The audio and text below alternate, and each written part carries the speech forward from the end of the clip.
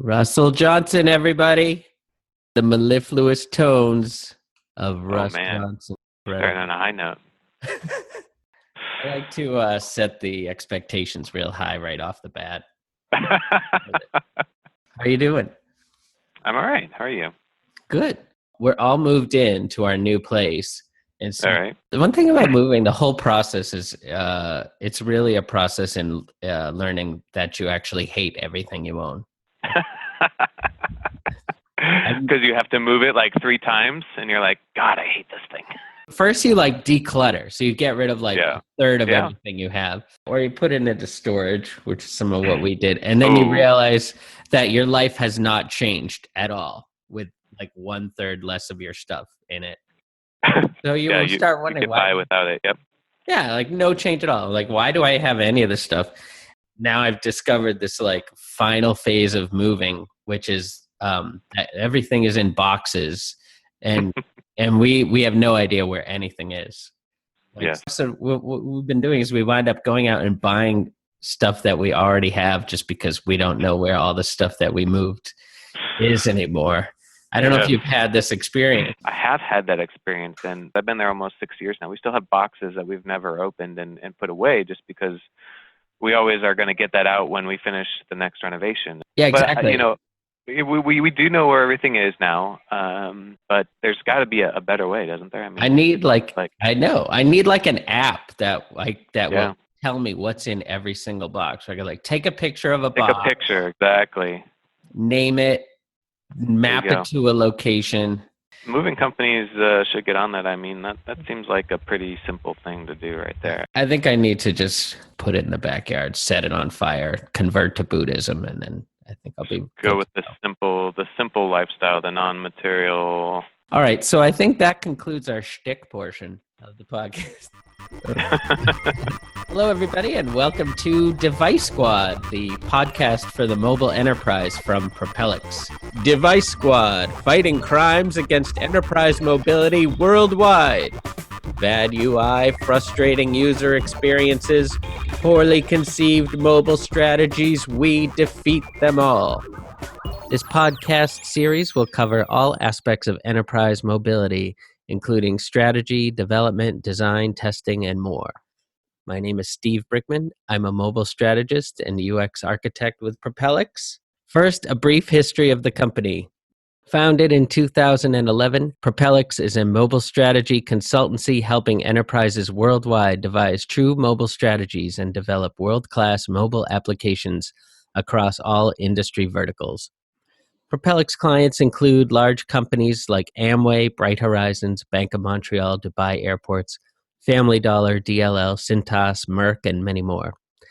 Propelics' menu of services includes 8 different mobile kickstarts, covering everything from mobile strategy and road mapping to MCOE to UI UX design to mobile testing strategy, along with soup to nuts app design development and support. Additionally, Propelics offers 3 homegrown enterprise mobile products. Today we have with us Russell Johnson. Russ, this is our very first client interview podcast. So, wow, okay. Yeah, so congratulations on that. Thank you very much. Thank you. Glad to be here. Yeah. So Russ is an enterprise architect at Cintas. Yes.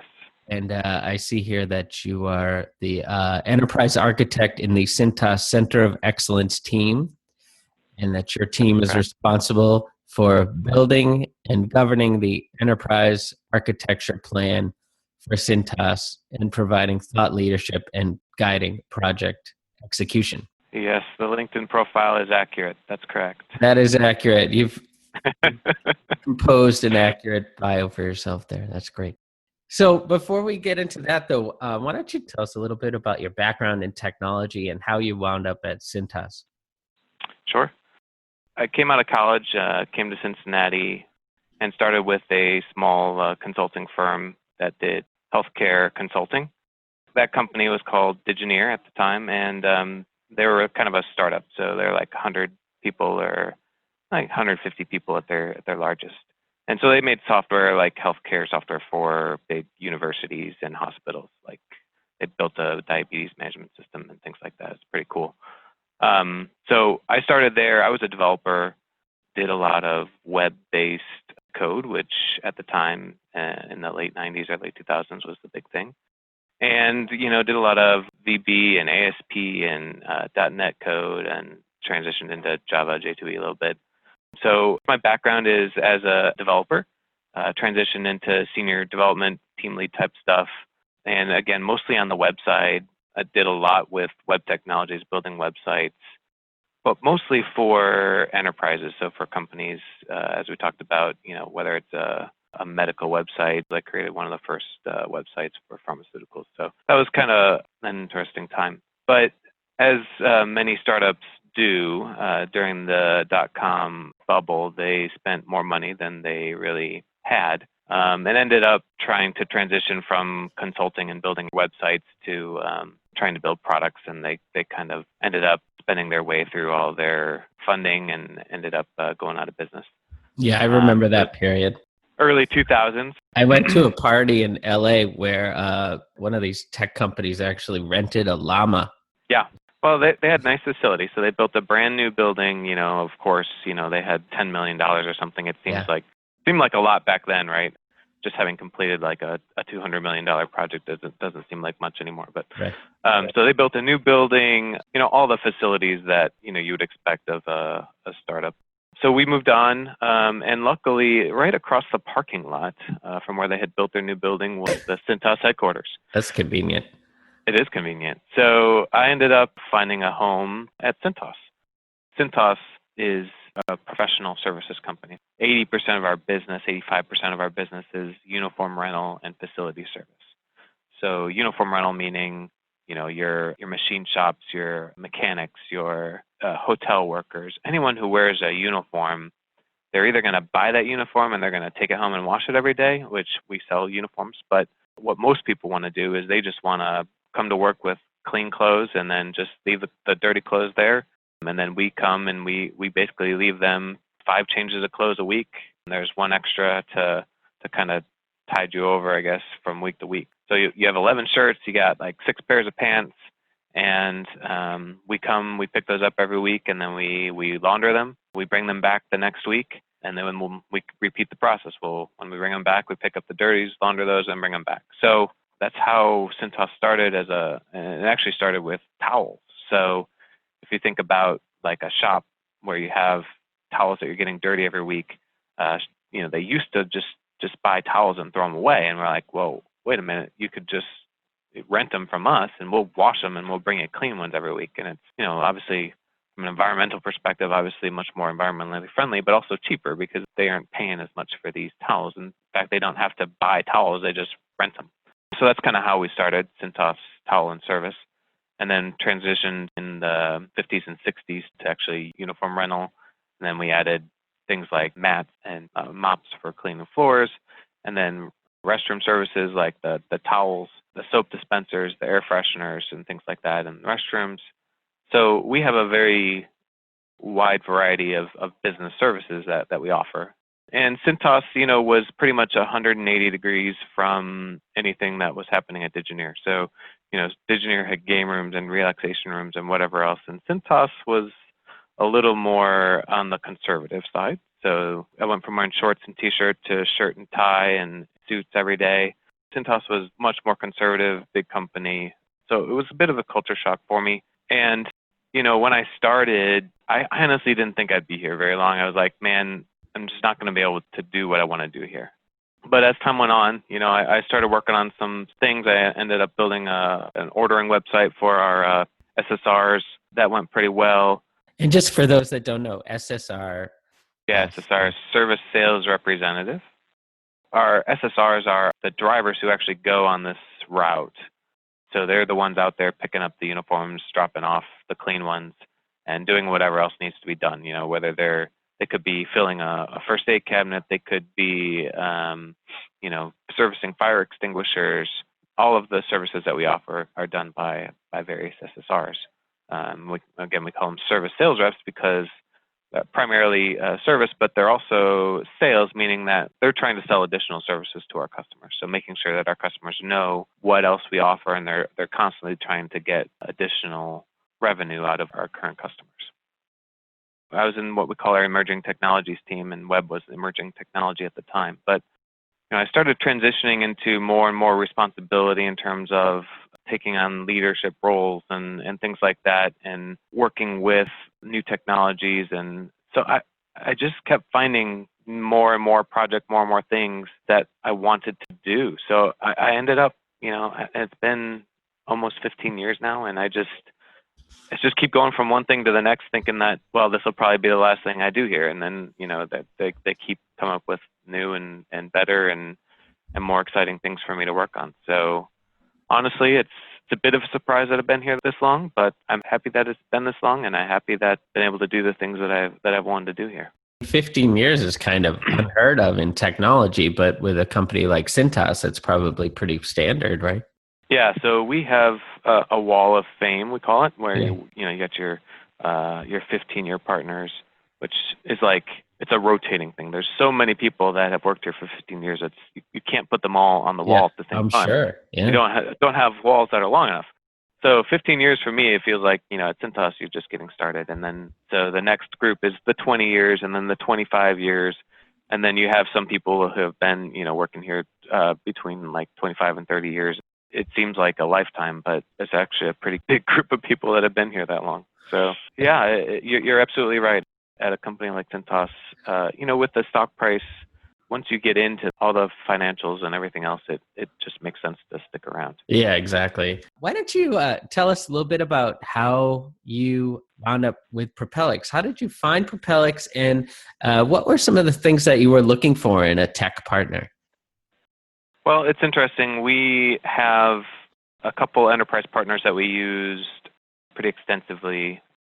We went through a period of what we call outsourcing, where you took all these people that used to do this job inside and you lay them off, and then you bring in this other company, and they're supposed to do the job better and more efficiently than these people that you had doing the job before.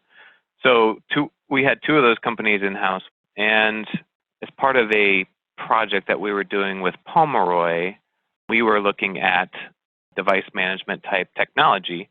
And they brought in their brand new shiny partner at the time, Propelics, and Eric came on site. And they just talked a little bit about, MDM and device management and what it means. And Eric was kind of there just to listen and talk. He kind of gave his spiel about Propelics and about what they do. But it was all kind of subbed through this other company, Pomeroy. And we ended up actually doing a Kickstart workshop with Eric and with Propelics, with Pomeroy involved, and that was kind of the intro into Propelics for us. At Cintas, we didn't really have what I would call any sort of mobile strategy. We have a lot of mobility within Cintas, but we didn't really have a good mobile strategy in terms of what we wanted to do in the future with mobility and how we wanted to deal with these new devices that now everybody has. Our SSRs, our drivers have devices, but that was pretty unique.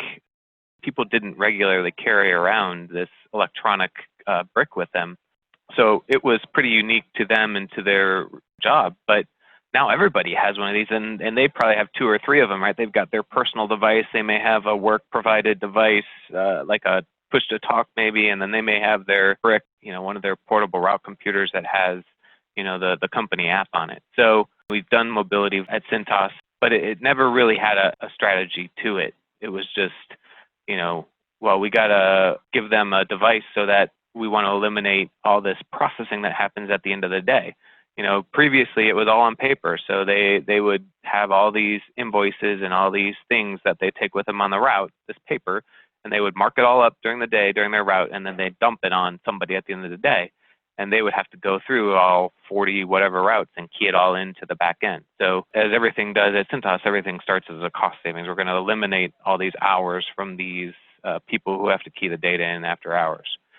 So, mobility was just a side effect of, we got to have a way for them to key this information in. And, oh, by the way, there's these huge, the devices that they started with, they called them Telzon portable devices, MS-DOS devices. They were the size of I don't know, they were the size of an iPad in terms of the length and width, but the depth was more like the size of a brick. I mean, it was like two bricks put together. So that's kind of how it all started.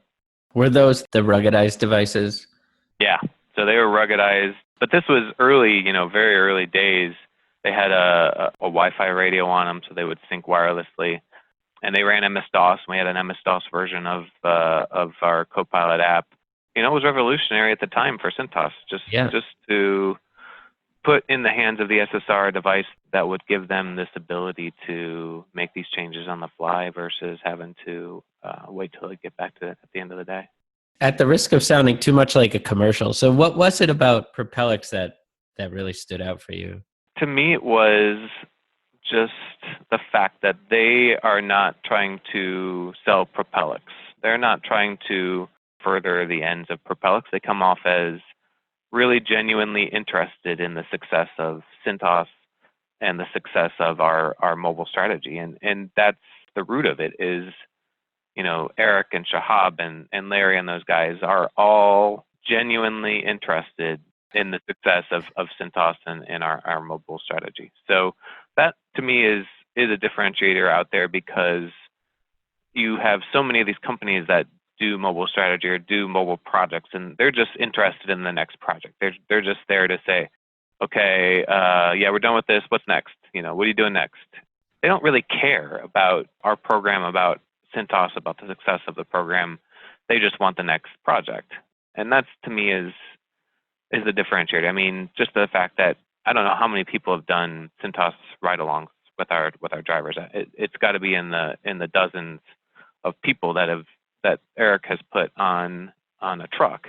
And, from himself to, his other partners, all the way down to the QA testers and the people who test our apps. They make the investment in the relationship and in the success of Cintas the primary goal of their relationship. And that to me is what first stood out, I think, as part of that first kickstart, and what has continued to keep us involved through the many, many projects that we've done. Yeah, I haven't been on a truck yet myself, but I know that Adam and Nitin, and I know I have to get out there. Get you out there. Yeah.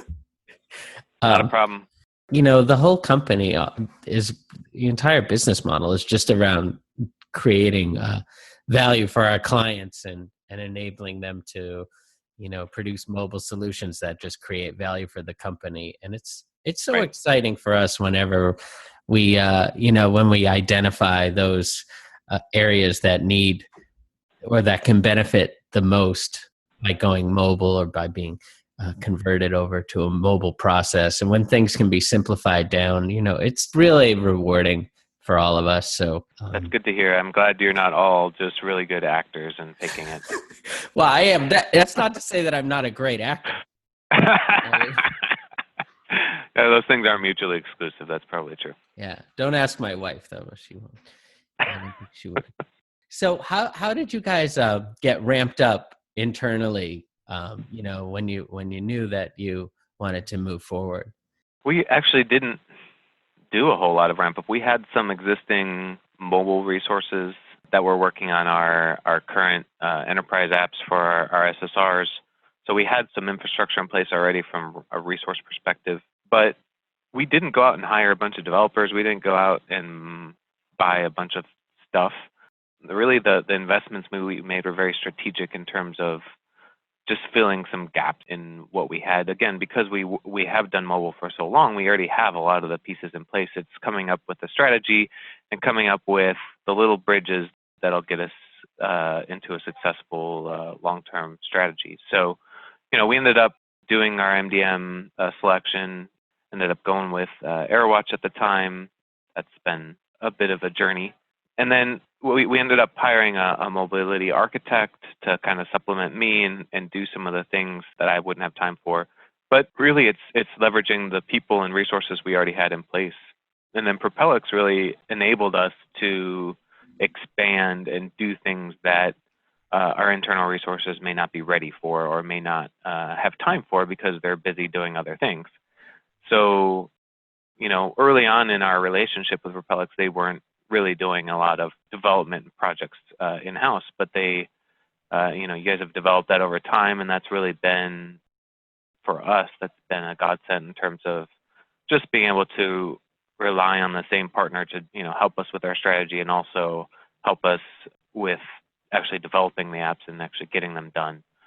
From my perspective, having one partner that does it all is very crucial. Not that we were looking for that initially, but as we've progressed and grown and had other needs that, we haven't been able to fill internally, it's just been very convenient for us to keep the same, it's the same relationship, the same people we know, the same results, over and over again. I honestly don't know that we would still be Propelics. I mean, we would still probably have some strategy things. But it would be very, on an as-needed basis versus, we've been engaged with Propelics on projects for a good, probably 2 years straight now in terms of one after the other, from RouteBook to strategy workshops to the CoPilot development. It's just been one after the other that we've been able to keep you guys pretty busy, I think. Yeah, it's been great. What was like the last straw for you guys? What was it that finally made you say that, we need to change things around here? We need to get rid of the Windows devices or the bricks. That wasn't the initial goal, by the way. It wasn't an anti-Microsoft, anti-Windows strategy. It was really about trying to understand where the consumer market is going because, enterprise has always been very comfortable with Windows Mobile, and the Windows Mobile devices, they've got, 5-year lifespans, whereas, your typical iPhone is on a 18-month turnover cycle.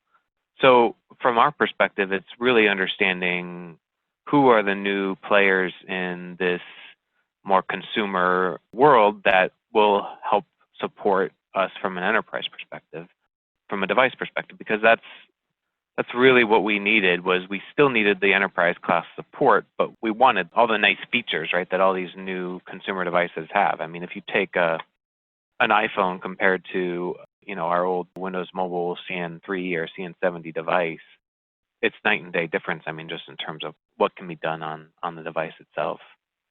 So to answer your question, it wasn't we got to get away from Windows Mobile. It was there's this whole new world out there of consumer devices and people have these mobile devices. It was really just trying to understand how that impacted the company and the enterprise and how we should look to incorporate those into our future strategy for each of the divisions that we have. Let's get into the products that we created for you guys a little bit. Sure. First off, what problems did we help solve for you? I guess, the problems were solved by a combination of us and the capabilities of the devices. Right. So the first problem that we ended up solving was related to our route drivers, our SSRs. And they today, like we mentioned, they have their portable route computer that they go out and that has their customer data on it, has their invoice data on it, and they can make changes and do maintenance and things like that. But at the time, those devices don't have GPS. Those devices don't have, any sort of routing capabilities. There's no ability to do any notes or picture taking or anything like that. So we came up with this idea is creating what we call a RouteBook. And a RouteBook is actually a paper thing today at our locations. Is they have this binder for each route. So location can have anywhere from like 20 to 40 routes. So there's a binder that they create with paper, and each stop has one sheet of paper that has, here's the directions, turn-by-turn directions. They write it out by hand of how to get from the previous stop to the next stop. And then when you get to this stop, here's some things that you need to know about it. Maybe there's some safety hazards there. Maybe you need some special equipment. Maybe there's someone you need to talk to, or there's a security code, or there's maybe a key that you need. And all this information was stuck in these paper binders.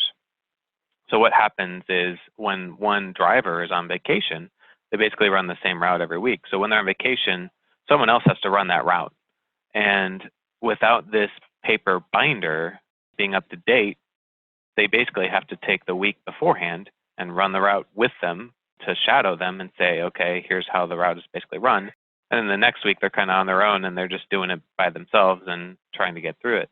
And what happens with these paper binders is with anything paper is as soon as you have one change, you have one additional customer or one leaves or, the order changes, those things are all out of date and you got to recreate them from scratch. So we came up with the idea of making that RouteBook electronic and putting all those notes and directions and everything into a device.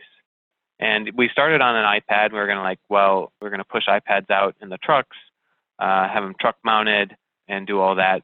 We ended up switching to BYOD, so pushing it to the SSR smartphones. All of our SSRs now have their own smartphones. And so we transitioned from building an iPad app to a cross-platform smartphone app. And this was a much bigger success for us in terms of, you don't have to buy devices. All you have to really worry about is reimbursing SSRs for usage of their cell phones, which we already do anyway. It's amazing how much benefit can be had just from taking paper manuals or paper materials of almost any kind and converting them over to digital. We did a prototype for United Airlines where they wanted to digitize their flight assistance guidebook. And you wouldn't think about it, but I mean, not only it just makes it easier to search and sort and everything, but just the weight of the manuals alone. Every flight attendant has to have one of these manuals. And so the manuals are a couple of pounds each. So they calculated that they would save like hundreds of thousands of gallons of jet fuel. For us, the paper is part of it, but for us, it's labor savings. If you have this good documentation on a route, anyone can come run that route, and it's about improving our customer service, because when that SSR is on vacation, you have somebody who really doesn't know those customers or know that route very well, and without any sort of accurate documentation, they're just not going to do a very good job. So it's about improving the consistency of our customer service, about reducing the hours needed for those people who are subbing. So if they're subbing and they get lost, we pay these guys hourly, so it's going to add a lot of time and overhead to that route. So, reducing the amount of time in terms of them getting lost or them not knowing what to do, and then also improving the level and the quality of our consistency of our customer service. So you've touched on this already a little bit, but how were you able to leverage BYOD devices? So were they all iPhones or iOS and Android? Both? iOS and Android, yeah. So we made the decision early on to support both iOS and Android. Our SSRs are typically not buying the latest and greatest phones, so we had to support even a little earlier versions of OSs than we would have wanted to. When you're going consumer, Android really is still, it may not have the mind share, but it really has the majority of phones. If you look at the whole economy and in general, I think you really have to support Android if you're going to. And we have, if you're going to a large numbers of people, and we have about 30,000 or so employees across the U.S. So we really need to support, the both major platforms. And how has this new wave of enterprise mobility changed the way you're able to service your customers? It changes the way that we interact with our customers. So we can have more information for our SSRs at their fingertips. So in the past, it's always been a wait, ask a question, wait to get an answer, I'll get back to you sort of thing. But with the new devices, we have a lot more information at their fingertips that they can really answer questions. And if they have a billing question, if they have an inventory question, if they have an invoice question, the SSRs are going to have all the information at their fingertips to answer those questions. From a backend perspective, the cellular connectivity of these new devices allows us to basically, if they are requesting new things, so if they have a new wearer or if they have new garments that they want to add, allows us to start sooner in terms of making those requests and getting those fulfilled. It gives us almost an extra day to process customer orders through and making sure that our customers get things the next time we go out there. So it gives us more time to get that process started to make sure that we're able to get things out to our customers when we see them next. I'd say those are the two biggest things. Time savings is always a big one for companies. The other feature that I really liked about RouteBook was that it allowed the user to draw So you could take a picture of a garment or whatever and then draw to indicate where there was maybe some staining or damage or whatever, just to scrawl a note with your finger right on the device. And then we also provided some map drawing capabilities. It's so much easier than typing to just draw a quickie map and say, like, here's where you want to park, or watch out, there's construction going on here, so avoid that area, whatever it takes. With the new devices, obviously, drawing is one of those things that, with a pen and everything, it's much easier to do than it is on paper. So when we started looking at that feature, it was like we just gave them a blank canvas and just let them draw whatever. And then we quickly realized that not everyone was going to have the artistic skills of Andres. Right. So we ended up very quickly coming up with this approach of every major corporate building you go to or business is going to have a diagram with your evacuation plan on it. Every single one is going to have that because it's required by law.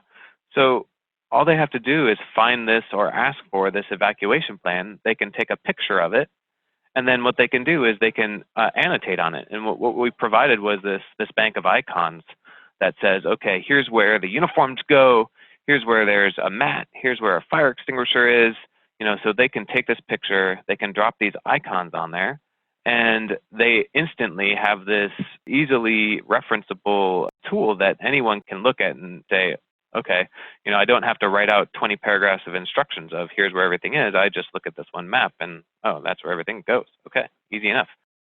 So that was one of our learnings from the early versions of the app is we initially thought, well, we're just going to draw everything out. But this really simple approach of taking something that already exists, a drawing that already exists, and annotating it was a much better, much more effective approach. So let's get into CoPilot a little bit. How does CoPilot differ from RouteBook? So RouteBook was originally designed as an augmentation to CoPilot, and it still is. When we talked about the early days of mobility at Cintas, CoPilot was the first app really that we built. We call it CoPilot because it's really the partner with the SSR to help them through their day, right? It gives them all the information they need to service their customers. And that's how it came about is a supplement to all this paper that they have. They have one device where they can go and they can make changes and they can have all the information right at their fingertips. So it became CoPilot as a kind of a branding terminology, but it really is something. It's like their partner as they go out there on the day. And so CoPilot has things like all the invoices. So at Cintas, we actually print invoices ahead of time before we go to the customer, and then there are actually adjustments made while they're there.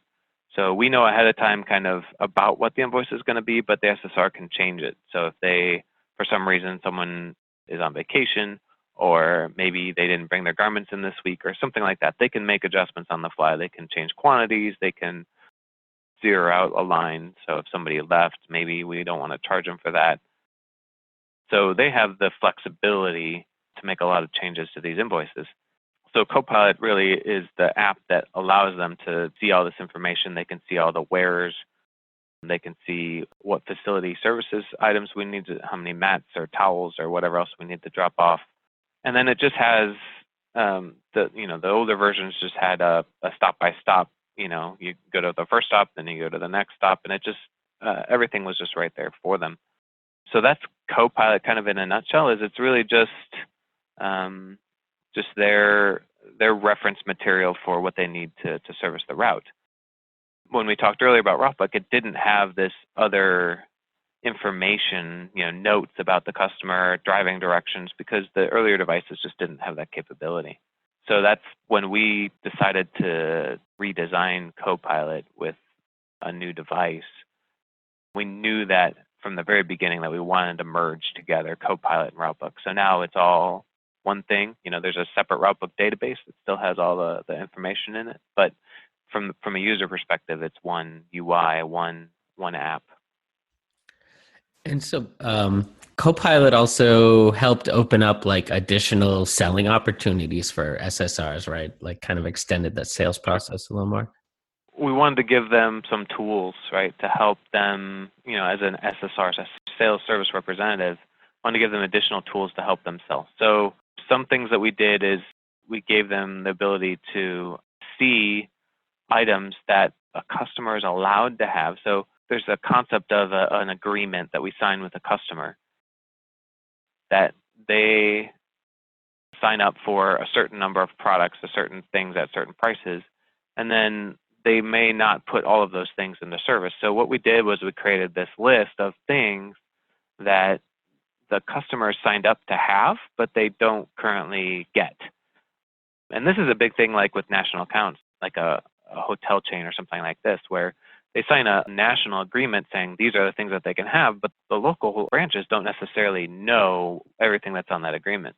So this kind of tool would help the SSR know, hey, they could have these other things, and that would give them the ability to know what to upsell with each customer. So it has some additional selling tools, but there's a lot of other things we want to add in the future. The ability to do more direct sales. So things like they will sell Gatorade or water in the summer, and in the winter they'll sell things like rock salt, things like that. So just the ability to have promotions and things like that that they can push directly from the device. Those are all kind of future capabilities we're looking to add. I love hearing the kind of follow-up stuff about, features that we thought were brilliant at the time, like drawing on the screen, only to find out that it was just too clumsy for people. That happens a lot in the mobile world, doesn't it? I mean, you think it does. This is going to save the world, right? And then you get it out there, and people are like, "Yeah, this doesn't work." Yeah, we're not doing that. We're not doing that. Were there any other aspects of CoPilot or RouteBook that either flopped or alternately that actually provided benefits that you weren't expecting? One of the unexpected things that came out of RouteBook really just came from user feedback as we started getting it out there. And this is a very interesting thing, is that when you key in an address, right, you think that you could take that address, dump it into Google Maps, and you would get to where you want to go. I mean, 99 times out of 100 even, that's going to be the case. And one of our first pilot locations for RouteBook was actually in rural Alabama. And they're like, well, the address that we have here is some rural route number, and that's like 3 actual miles from where we actually need to deliver these uniforms. Wow.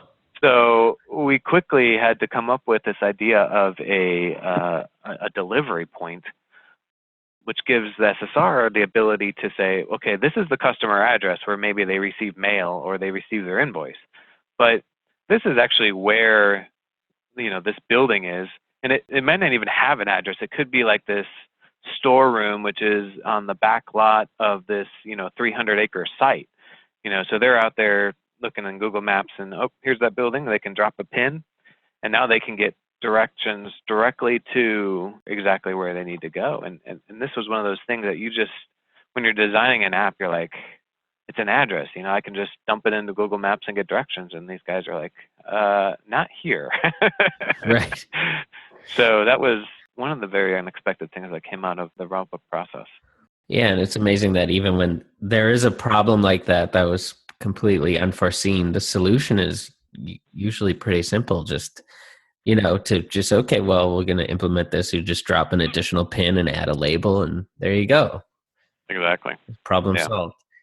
So that actually gave us the ability to do a couple other things, with those pins. Is you can, if you got like a campus or things like that where you have multiple stops, they can drop multiple pins on there and get directions from point to point. So it was a powerful feature once we realized the problem. But until you get the app out there, a lot of times you don't realize the problem. And that's a common problem in mobile, and something that we're still not great at is trying to get the app out there faster, so that you can get people using it, because until you get it out there, you really don't know how it's going to be used and what's going to be used.